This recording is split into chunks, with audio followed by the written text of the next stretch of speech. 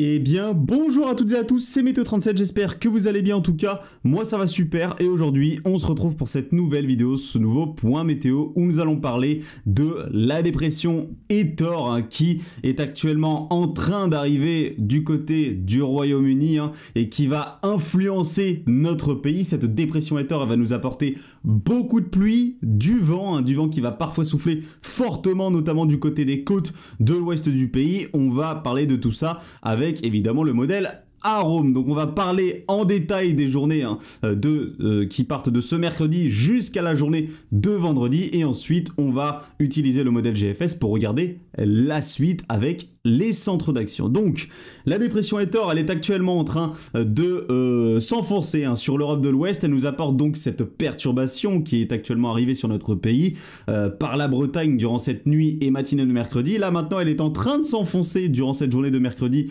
sur le pays tout en se renforçant. On a actuellement, comme je vous l'ai dit, l'arrivée de cette rivière atmosphérique. Cette perturbation fait partie de cette rivière atmosphérique avec cette alimentation très forte et très importante en humidité depuis les Caraïbes. Oui, toute cette humidité nous vient directement des Caraïbes avec des quantités d'eau précipitable très importantes, d'où le fait que les prochaines perturbations que l'on va avoir, dont celle qui est actuellement en train d'arriver, et les prochains ciels de traîne que l'on va avoir seront particulièrement pluvieux, puisque nous aurons donc énormément de quantité d'humidité et de vapeur d'eau dans l'atmosphère. Donc cette perturbation elle va continuer à s'enfoncer dans les terres entre cette soirée et cette nuit de mercredi à jeudi. Elle va ensuite s'évacuer évidemment par les régions de l'Est. Ceux qui vont échapper le plus à cette première perturbation, c'est les secteurs les plus au sud de notre pays, en passant donc par le Toulousain, une partie du Piémont pyrénéen, notamment en allant vers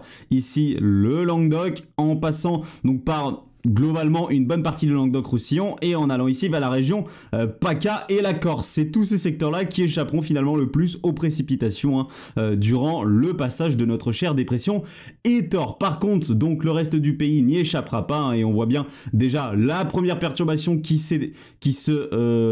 ici s'évacue par l'est du pays et on en voit ici une deuxième qui arrive par le sud-ouest et celle-ci va arriver directement à l'arrière de la première. Donc il va falloir fortement surveiller les quantités de précipitations sur une bande ici qui part de la Nouvelle-Aquitaine et qui remonte vers le nord-est du pays. On la voit très bien ici qui s'étale cette bande qui part donc ici des côtes charentaises, des côtes ici de la Gironde, des Landes et qui s'étire donc jusqu'à la Bourgogne-Franche-Comté et même jusqu'au nord-est du pays, notamment ici du côté des Vosges. Sur cet axe-là, notamment du côté ici de l'ouest du Massif central et du côté des reliefs notamment du Jura. Il va falloir surveiller les précipitations qui entre cette fin d'après-midi et soirée de mercredi jusqu'à la soirée de jeudi les cumuls pourraient atteindre les 80 à 100 mm de pluie sur le piémont finalement de ces reliefs. Voilà, ouest, massif central et Jura comme je vous l'ai dit. Donc attention au pied de ces reliefs à ces cumuls très importants entre 80 et 100 mm et également ici du côté des Alpes du Nord avec des cumuls très importants, 80 à 100 mm qui sont également attendus entre cette soirée de mercredi et cette soirée de jeudi. Donc soyez extrêmement prudents si vous habitez ces secteurs à ces cumuls de pluie très importants qui sont attendus en à peine 24 heures. Et sur le reste du pays, évidemment, attention au cumul de pluie également. En passant donc par la région centre, le sud-ouest, la Nouvelle-Aquitaine, le Massif central et toutes les autres régions, finalement la Bretagne, la Normandie, l'Île-de-France, les Hauts-de-France, le Grand Est, sur tous ces secteurs-là finalement, sur une grande notamment moitié nord. Attention donc au risque d'inondation et de crues puisque les cours d'eau vont réagir. Il va y avoir des réactions à la suite de ces défilés de perturbations et donc des cumuls qui très globalement seront entre 30 et 70 mm de pluie sur toutes ces régions. Donc attention réellement à ce risque d'inondation qui sera assez important ces prochains jours. À l'arrière de la première perturbation sur la moitié nord, on va surveiller jeudi le ciel de traîne qui va apporter, vous le voyez, de fortes précipitations localement, des averses qui seront donc très actif durant cette journée de jeudi, en passant donc par le sud-ouest du pays, encore une fois la Nouvelle-Aquitaine, les régions centrales, le nord-est et en globalité une grande partie nord du pays. Ces averses pourraient être localement orageuses, on aura un petit peu d'instabilité qui va s'installer et on voit très progressivement le flux là qui s'oriente à l'ouest et qui ensuite à l'arrière va commencer, vous le voyez ici, à s'orienter au nord-ouest. Donc jeudi, cette fameuse bande ici, cette fameuse perturbation qui va s'étendre du sud-ouest au nord-est et donc à l'arrière le ciel de traîne qui va s'installer sur une grande moitié nord du pays et qui va s'installer un petit peu plus tard dans l'après-midi vers le sud-ouest du pays, qui va donc nous apporter encore une fois de nouvelles précipitations. Ce ciel de traîne il va être très actif et il va continuer entre la nuit de jeudi à vendredi, matinée de vendredi et journée de vendredi sur notre pays. Alors ce qu'il faut savoir, c'est que à l'arrière de cette première perturbation, on va avoir, enfin à l'arrière, même en accompagnement de cette première perturbation, on a un premier coup de vent qui va arriver du côté des côtes vendéennes et des côtes charentaises, là dans cette soirée nuit de mercredi à jeudi, qui va apporter des rafales entre 80 et 90 km/h sur les côtes.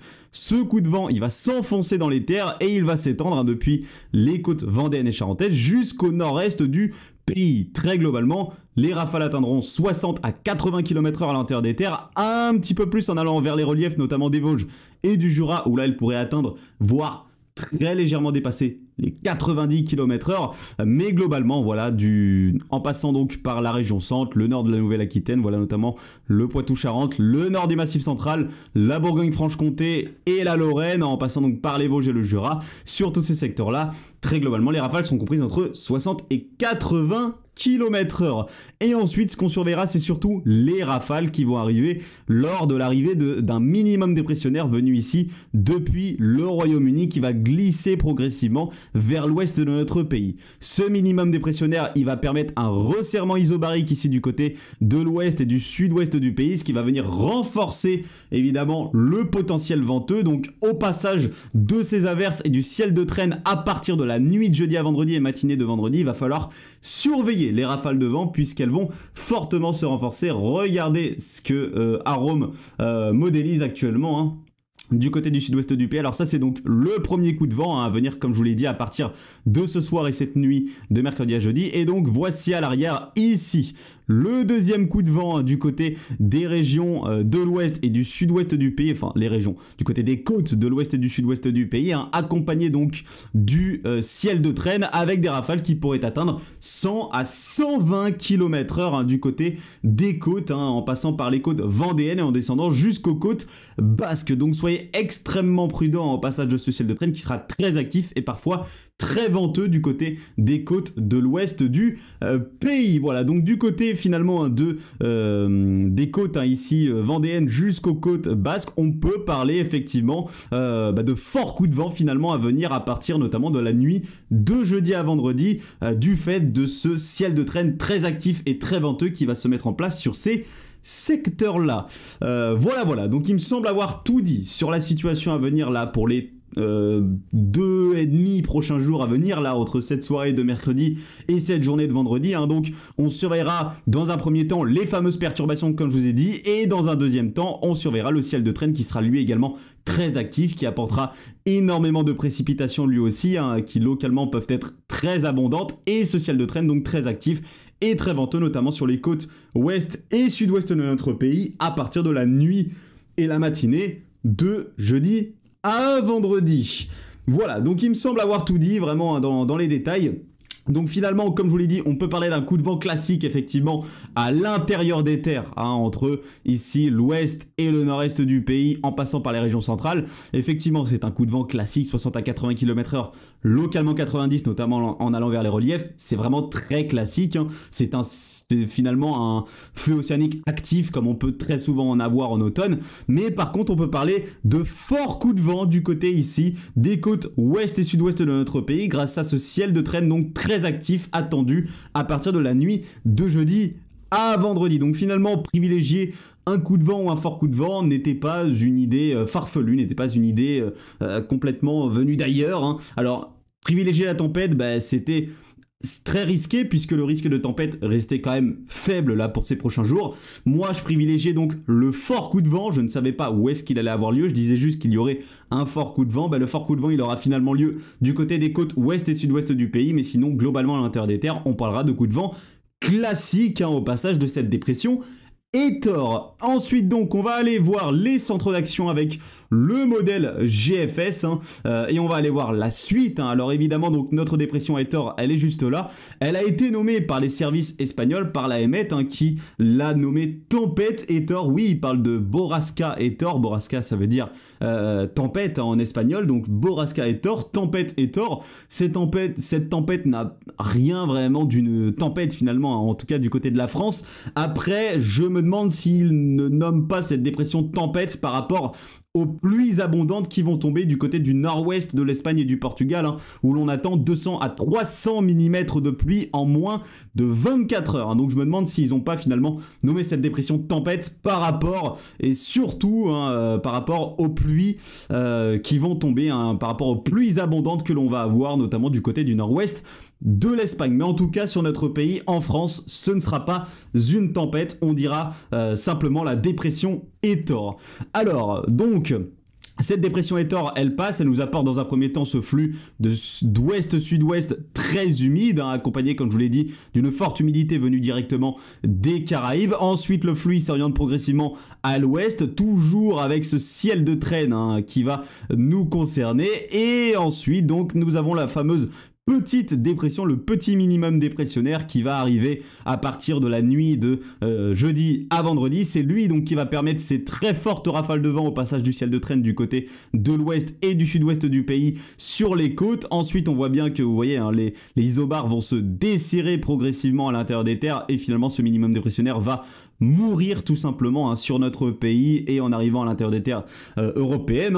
Et à l'arrière donc nous avons l'installation de ce flux de nord-nord-ouest sur notre pays avec cette descente polaire qui va venir fortement rafraîchir la masse d'air. Alors dès la journée de vendredi, dès l'après-midi de vendredi, les températures seront bien en dessous des normes. La matinée de samedi sera très fraîche sur notre pays avec l'arrivée de cet anticyclone qui va venir dégager le ciel. Le ciel va être dégagé avec un temps qui va s'éclaircir durant la nuit de vendredi à samedi et qui va donc permettre une forte baisse des températures donc dans la nuit de vendredi à samedi avec l'air froid qui va venir être plaqué au sol par les hautes pressions. Donc matinée de samedi très fraîche, après-midi de samedi bien fraîche également. Il faudra certainement attendre la soirée, fin d'après-midi, soirée de dimanche et surtout la journée de lundi pour finalement revoir une petite remontée des températures, un petit radoucissement puisque notre anticyclone il va se décaler, vous voyez, progressivement vers l'Europe centrale. Nous allons donc nous retrouver à partir notamment de lundi sur le flanc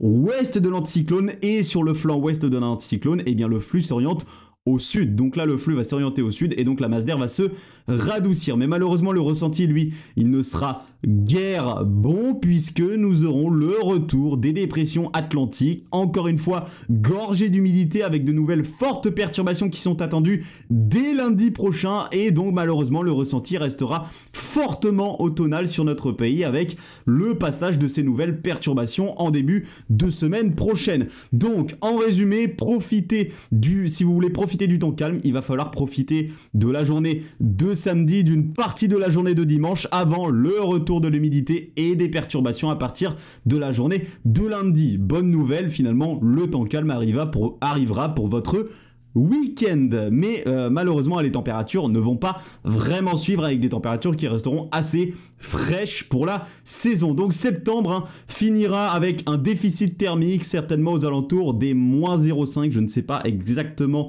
quel sera le déficit de ce mois de septembre, mais il terminera avec un déficit d'environ moins 0,5 qui sera aux environs de moins 0,5. Donc là on a un réel déficit thermique qui n'était plus arrivé depuis 31 mois. Il aura fallu attendre 31 mois pour avoir enfin un véritable déficit thermique mensuel sur notre pays. Puisque ce qu'il faut savoir, c'est que la moyenne des températures, et il me semble, là, au niveau de l'indicateur thermique national, pour la prochaine descente polaire qui va arriver à partir de vendredi, elle sera d'environ moins 3, moins 4 degrés en dessous des normes de saison à partir de la journée de vendredi, entre notamment vendredi et samedi. Donc voilà, c'est une descente polaire qui sera aussi forte finalement que celle qu'on a pu avoir il y a plusieurs semaines là durant ce mois de septembre. Elle est du même calibre en tout cas, mais elle sera un peu moins durable puisque le redout va arriver dès lundi notamment. Voilà. Donc merci à tous d'avoir suivi ce point météo. Je n'ai pas d'autre chose à dire à part le fait que malheureusement il ne va pas falloir compter sur le beau temps et le temps calme dans les prochaines semaines. On sera toujours sous l'influence des dépressions, toujours sous l'influence de l'humidité, toujours sous l'influence de masses d'air finalement qui seront autour des normes de saison ou légèrement en dessous. Donc ne comptez pas sur un temps bien doux et sec sur notre pays pour ces prochains jours et même pour les prochaines semaines. On sera très souvent plutôt sous l'influence des dépressions sur notre pays, avec donc beaucoup d'humidité encore à attendre. Merci à tous d'avoir suivi ce point météo. Ce qu'on surveillera dans les prochaines semaines, c'est l'activité cyclonique du côté de l'Atlantique qui va avoir de grosses conséquences évidemment sur les centres d'action à venir du côté de l'Atlantique Nord. Il y a des modèles, regardez, qui modélisent bien des système cyclonique du côté de l'Atlantique. Voilà, ces fameux systèmes, ces tempêtes tropicales voire ouragans, parce que sur la plupart des modèles là on attend de futurs ouragans dans les prochaines semaines, donc il va vraiment falloir surveiller en tout cas l'activité au niveau tropical du côté de l'Atlantique, puisque elle semble être assez forte finalement dans les prochaines semaines, avec des tempêtes tropicales ou ouragans qui pourraient se développer du côté de l'Atlantique équatorial. On reparlera évidemment de tout ça dans les prochaines semaines et dans de nouveaux points météo. Mais vous voyez qu'on pourrait être sous l'influence de petites dépressions bien humides qui nous apporteraient des perturbations très actives, puisque parfois ça pourrait être le reste tout simplement de dépressions tropicales, ou en tout cas de dépressions fortement alimentées en humidité ici du côté de l'Atlantique. Merci à tous donc d'avoir suivi ce point météo. On reparlera de tout ça évidemment dans les prochains jours dans de nouveaux points météo, mais attendez-vous en tout cas à beaucoup d'agitation entre ce mercredi soir et ce vendredi, avant un retour au calme temporaire à partir de la journée de samedi. Merci à tous de l'avoir suivi, c'était Météo 37, n'hésitez pas à vous abonner et à liker ce point météo, on se rapproche fortement des 4000 abonnés, donc merci à tous pour les nouveaux qui s'abonnent évidemment, et pour tous ceux qui continuent à regarder les points météo et qui continuent à m'encourager et me soutenir dans cette aventure. On se retrouve très bientôt, en espérant les 4000 abonnés très bientôt. C'était Météo 37, bye tout le monde.